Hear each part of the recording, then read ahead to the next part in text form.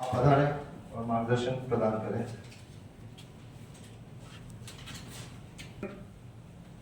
दिवस के सप्ताह भर के कार्यक्रम के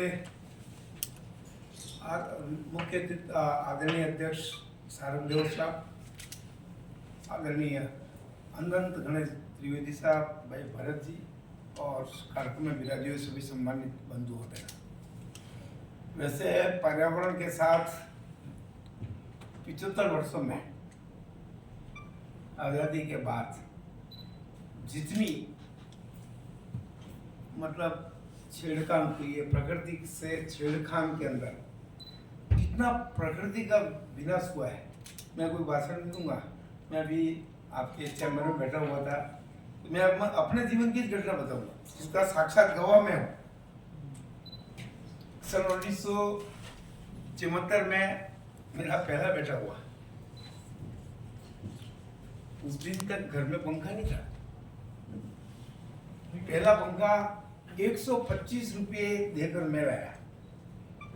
बच्चा हुआ था, लगा यार गर्मी है। उसके पहले गर्मी का ऐसा नहीं था, घर में पंखा था, ला नहीं सकते थे ऐसा नहीं था, पर जरूरत नहीं थी। ये सत्य घटना बता रहा हूँ। 75 में जैसा कि मैं बताया कि माउंट आबू घूमने गए, तो होटल में ठहरे और ठहरे तो उसने कंबल डाल रखे थे। 15 जून होगी, 20 जून होगी। मैंने कहा ये क्या कर रहे हो, इतनी गर्मी? अरे राघव साहब बहुत भारी ठंड लगेगी और सवेरे गर्म पानी से नहाना पड़ेगा। तो मुझे उस समय आश्चर्य हुआ, पर मेरे सामने ये सब हुआ रात को। वास्तव में ठंड लगी। उस समय तक उस माउंट आबू में एक पंखा नहीं था। सवेरे गर्म पानी से जून में नहाना पड़ा। यूरोप के सारे देशों के अंदर, मेरे कई देशों में 20-25 देशों में मेरा रहना हुआ। अपने यहाँ पंखे देखते थे, वहां होते ही थे। आज उसी यूरोप के अंदर बिना एसी से काम नहीं चल रहा। अपने यहाँ गोकुंदा टॉप में है, वहां भी यही हालत थी। और सारा प्रकृति के साथ जितनी जितनी छेड़खानी की है उसका असर विद्यापीठ में ही आदरणीय गुलाब जी सर्विस करते थे, झाड़ोल के अंदर विद्यापीठ में थे। तो वो बताते थे कि सन 1972-73 में ही थे शायद, 75 में 76 में नौकरी उन्होंने छोड़ दी थी। वो कहते थे 50 इंच बारिश होती थी, 4 महीने सूरज दिखने को नहीं मिलता था। झाड़ोल में एक दिन में पहुंचता था। ये उनके सामने की, अपने सामने की घटना है। और आज भी आप अभी अपन देखेंगे महीने पर बाद बारिश का चार्ट आएगा। उदयपुर 8 विधानसभा है, जहां पेड़ ज्यादा है वहां बारिश है। आप रिकॉर्ड देखना, झाड़ोल में बारिश उदयपुर से ज्यादा होगी, प्रतापगढ़ दरियाबाद में ज्यादा होगी, जहां है वहां है। और उससे ज्यादा मैं अपने घर की बात बता रहा हूँ। सन 1980 के आसपास मकान बनाना था, मकान चालू किया, भराव करना था। पहले कुआं खोदना पड़ता है क्योंकि पानी होगा तो एक मकान बनेगा। तो मैंने, उसने कहा साहब कुआं खोदना, पानी देखने वालों को बुलाओ, हरवाया जो भी कहते हैं। मैंने कहा यहाँ क्या पानी देखना है, यहाँ खोद। 10 फीट पे पानी आएगा, 20 फीट से ज्यादा खोदने की जरूरत नहीं पड़ेगी। तो वो वास्तव में 10 फीट पे पानी आया और 20 फीट पे समापन हो गया मेरे घर में ही। और आज अपन देख रहे हैं, अपने सामने देख रहे हैं कि तीसरा विश्व युद्ध पानी के लिए होगा। यही बेंगलोर के अंदर, दिल्ली के अंदर अभी इन हाल के दिनों में जो हुआ है कि दिल्ली के अंदर, दिल्ली या बेंगलोर के अंदर 265 तलैया थी, वो पाट दी। शहरीकरण के अंदर उनका समाप्ति हो गई और उसी का परिणाम है आज वही बेंगलोर पानी के लिए तरस है। ठीक है, अभी तो उधर का पानी ले आएंगे, इधर का ले आएंगे ना, दिन निकाल लेंगे, लेकिन आने वाली पीढ़ी क्या करेगी? क्योंकि जिस ढंग से जागृति आई है, मैंने जैसा कि बताया, कल सवेरे एक पेड़ कटा तो सवेरे मेरे पास 6 बजे फोन आया, तो साहब यहाँ हरा पेड़ काट रहे हैं। मैं, कौन काट रहा है? तो साहब उसके घर के आड़े आ रहे काट रहा है। मैंने तुरंत फोन किया अधिकारियों को, भी जाके देखो भी क्या है।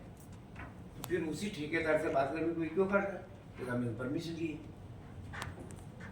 ये बात सही है, 1700 रुपये देकर उसने परमिशन ली, लेकिन हरा पेड़ काटने की क्या आवश्यकता है? जब तक प्रशासन खुद ये नहीं माने कि भाई ये अवरुद्ध है, हमारे लिए व्यवस्था के लिए, किसी इंपॉर्टेंट काम के लिए काट नहीं सकता है।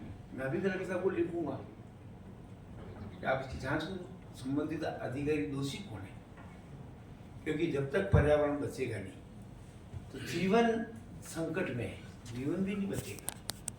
क्योंकि आज ये बात सही है कि पिछले 2-4 महीनों में प्रयास किए, एयर को कितना स्वरूप, पुराने स्वरूप पे लौटा पाऊंगा ये तो आने वाला समय बताएगा, पर निश्चित रूप से बिना किसी दबाव के आपके भी जो अच्छे सुझाव हो फोन पे दे सकते हैं। मैं पार्टी कार्यालय बैठता हूँ, उसके बाद टाउन हॉल बैठता हूँ, उनमें से जितनी क्रियान्विति हो पाएगी निश्चित रूप से करेंगे। क्योंकि दुनिया के अंदर कई देशों में गया हूँ, उदयपुर जैसा शहर नहीं है। पहाड़ हैं तो झीलें नहीं है, झीलें हैं, पानी है तो पहाड़ नहीं है। सबसे दुनिया का स्वर्ग कहते हैं तो वेनिस कहते हैं। वेनिस में पानी के अलावा कुछ है ही कुछ नहीं, पानी है, और अपने यहाँ पहाड़ है, पानी है, दोनों है। ये बात सही है कि पिछले 2-4 सालों के अंदर, 10-5-7 सालों के अंदर सभी की नाकामियों के से कुछ पहाड़ काफी कटाई हुई है। मैंने कलेक्टर साहब से पिछले 2-4 महीनों से चुनाव लड़ा, तब भी आग्रह किया मैं कि इसकी सैटेलाइट से पूरी नाप करके लिखो और उसकी सैटेलाइट का 2 महीने के अंदर चिन्हित करो, क्योंकि अपने यहाँ ये प्रॉब्लम है। जो मैंने जानकारी की है कि पहाड़ों को क्या खातेदारी दे रखी है थोड़ी बहुत। अब खातेदारी दे रखी है तो पेड़ लगाओ ना, काट के होटल बना रहे हैं, होटल के नाम से 10% या 5% ही उपयोग करेंगे।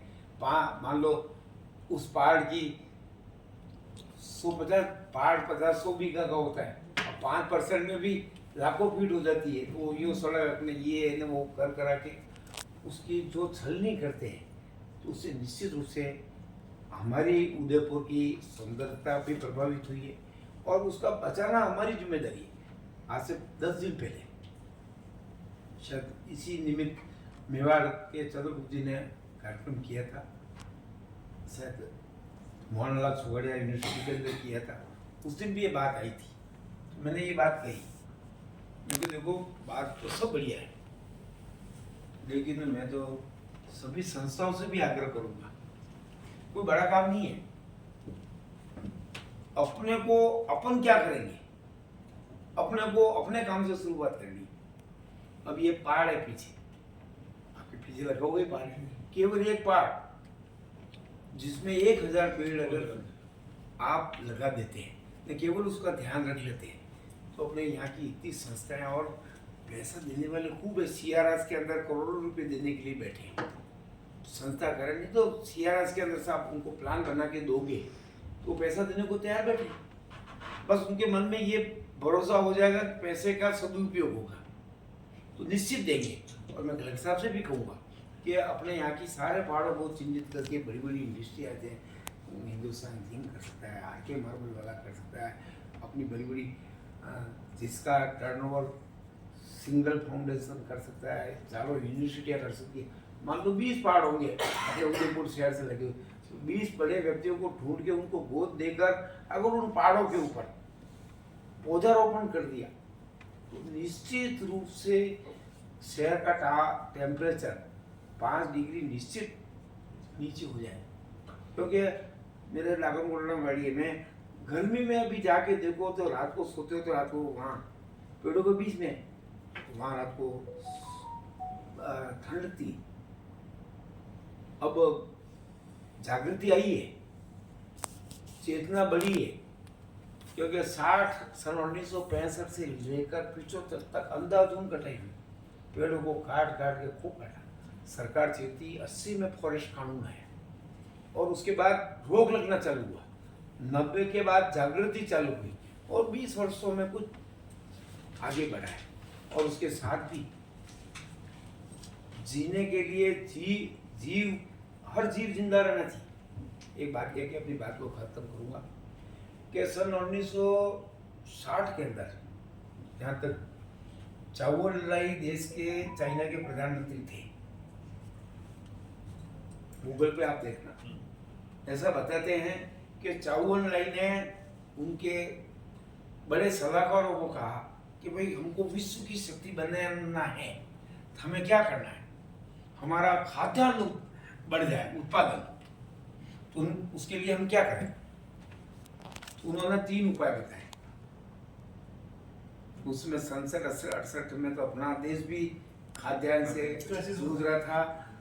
लाल बहादुर शास्त्री ने उस समय एक समय उपवास के लिए कहा था, तो वही चीन की हालत रही होगी। तो चाओ एनलाई को सलाह दी कि साहब ऐसा है कि एक ही उपाय है कि आप ऐसा करो कि ये 3 काम कर दो। तुम्हें बाकी एक तो चूहों को मार दो,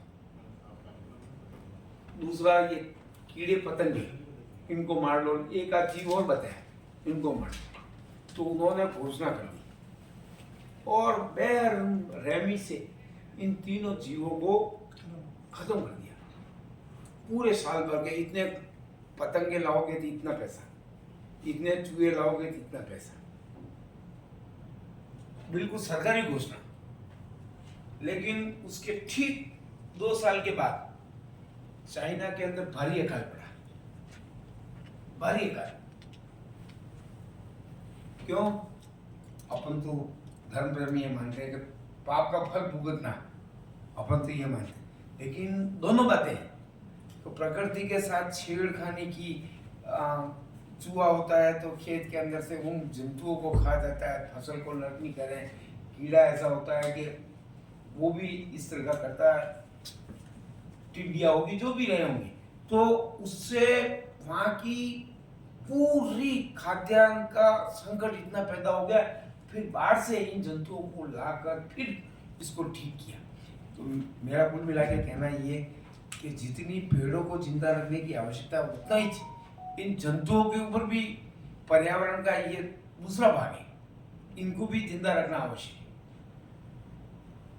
तो निश्चित रूप से सरकार इसमें चिंतित है, प्रयास कर रही है, लेकिन स्वयं सेवी संस्थाओं को मेरा आग्रह है, मैं जिलाधीश महोदय से भी आग्रह करूंगा कि अपने शहर के 20 पहाड़ चिन्हित कर लो। 20 होंगे, अंदाज 25 होंगे, इससे ज़्यादा नहीं है।